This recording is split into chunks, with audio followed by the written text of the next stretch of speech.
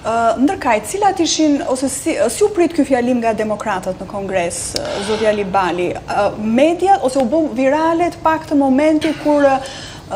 largohet nga Kongresi një demokrat, I cili I shprehu hapur kundërshtit dhe kritikat e tij ndaj fjalimit të Trump. Po, është interesant, ai moment, ai është një demokrat, një kongresmen nga Texasi, dhe kjo, unë, domethënë, si e shoh unë këtë thjesht si agron në kuptimin që ai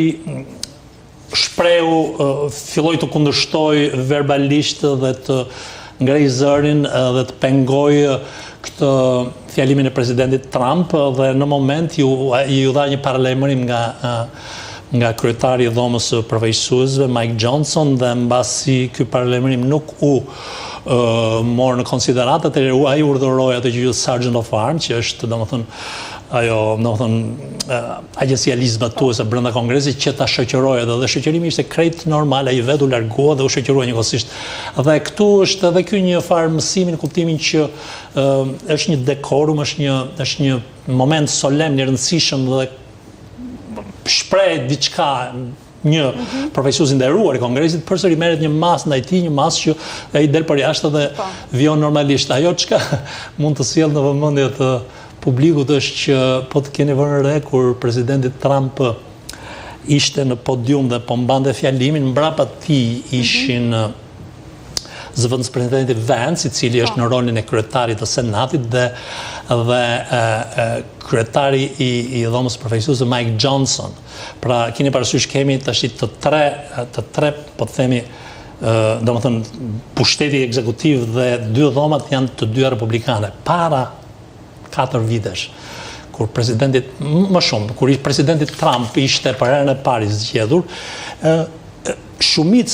shumicën e kishin për 2 vjet demokratët dhe aty kryetare e dhomës përfaqësuese ishte Nancy Pelosi dhe në mos gabojmë, me sa mbaj mend unë, është detyrimi që fjalimi para se të lexohet nga presidenti I jepet të kryetarit të Senatit dhe kryetarit dhomës përfaqësuese, siç u dhati kësaj radhe. Dhe Nancy Pelosi në sy të gjithë botës e grisi fjalimin e Trumpit në formë proteste para 5 vjetësh, domethënë për të treguar mos miratimin e saj. Është normale kjo që zakonisht ka gjithmonë një përgjigje nga pala tjetër, qoftë republikane, qoftë demokrate, fill mbas gjendjes së Unionit. E shprehin hap dhe kundërshtimet e tyre. Dhe kundërshtimet po është me mëngjeset të tilla. Caktohet një senator ose congressman domethënë me reputacion që jep këtë përgjigje dhe normalisht u dha ajo përgjigje që u dha.